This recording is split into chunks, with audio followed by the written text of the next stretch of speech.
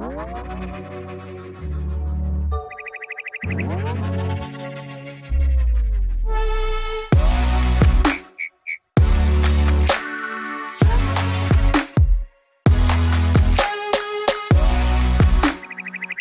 everyone to this July 11th edition of What's Happening in Crypto with the Crypto Lark, broadcasting to you from New Zealand and bringing you all of the latest from the crypto world and beyond. Today's top news stories, the latest directives from our tech overlords, how North Korea is buying nuclear weapons with Bitcoin, and free cryptocurrencies, how to get your hands on some.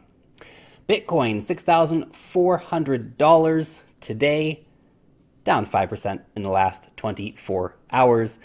Sometimes being a Bitcoin hodler feels like being in a small boat in a big wavy ocean. Every once in a while things mellow out and you go, we're okay. And then another big wave comes. On to our first big story of the day. Sergey Brin, the co-founder of Google, apparently an Ethereum fan, having mined Ethereum with his son, said at a meeting in Morocco with Richard Branson and some of the other top minds in the crypto space that Google failed to be on the bleeding edge of the blockchain revolution. The Google co-founder hinted that blockchain technologies were experimented with at Google X, which is the company's semi-secret research lab. Now we know that Google is looking into blockchain technology. Where that's going to lead Google, only time will tell. Speaking of our tech overlords, Elon Musk, impressed by the Ethereum scam bots over on Twitter, saying that they have mad skills, the official quote goes. Vitalik Buterin hitting back and saying how disappointed he is that the first time Elon Musk ever mentions Ethereum is in relation to the Twitter scam bots. Sort it out, Twitter. It's been going on for way too long. Our next story, how Bitcoin helps bankroll North Korea's arms program. Blame it on Bitcoin. According to the article, the North Korean government could have made more than $200 million in trading cryptocurrency, according to a former officer of the NSA. She goes on to say, I would bet that these coins are being turned into something, currency or physical goods, that are supporting North Korea's nuclear ballistic missile program. That sounds very factual. I would bet and could have. Let's take it to the bank, guys. I'm surprised they're not trying to blame Russia for this somehow. Today in geopolitical news, Trump just kicked the trade war with China into high gear, introducing 10% tariffs on a whole raft of Chinese imports. You might be saying, hey, wait a second, Lark, that doesn't sound very cryptocurrency related. Well, borderless and neutral Bitcoin attractive in a global trade war, as national currencies may suffer under the boot of a trade war. Inflation and other factors may come into play. Bitcoin may actually serve as a great hedge in times of uncertainty. Remember, it's a whole heck of a lot easier to send Bitcoin to someone on the other side of the world than it is to send gold. Over on the African continent, it has taken time, but the African crypto revolution is about to get started. We have covered quite a few stories on the channel about crypto adoption in Africa. We know that there are a lot of companies working in Africa, in different countries, working to bring crypto to the people. And it's a very interesting case study, what is going to happen in Africa, because you can look at extremely low credit card penetration, but also increasing mobile phone ownership. As people get more and more access to these tools, they can skip right over banks. They don't actually need to have these middlemen. All they need is a cheap mobile phone and internet access, and that is increasing every day. It's actually very interesting that if you look at the top searches for cryptocurrencies, Bitcoin, altcoins. South Africa, Nigeria, and Ghana are ahead of Singapore and the Netherlands. Something to keep in mind. Half the world's population is still offline. That is a massive statistic, and that actually plays into the previous article that we discussed here, because internet adoption is still underway. We're still not even at 50%, which is mind-boggling, because I know for so many people who are watching this video right now, the internet is an institutional part of your daily existence.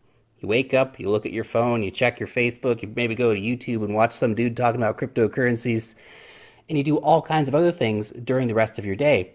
Imagine 50% of the world's population doesn't even have access to it. And of that approximately 50% that do have access to it, they have low access or bad speeds and bad delivery networks. We won't actually see 100% global adoption for the internet for about another 20 years, which is a shockingly long time. Here you can see a great map of current internet distribution, with areas in the red being where the most devices are connected to the internet. Unsurprisingly, eastern part of the United States, Western Europe, the east coast of South America, East Asia. All this, of course, is unsurprising, but I mention this because just imagine half of the world right now doesn't even have the access to buy or use Bitcoin, let alone they probably don't even know about it. Imagine when we have 100% internet globally, how many more people are going to be able to buy Bitcoin? It's very exciting times indeed.